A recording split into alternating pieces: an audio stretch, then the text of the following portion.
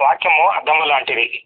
అందుకే పేతురు గారు ఏం చెప్తున్నారనంటే, అద్దములో మన సహజ ముఖంలో చూసుకొని మనం సరి చేసుకోకపోయినట్లయితే అది తప్పని అని అంటున్నాడు ఆయన.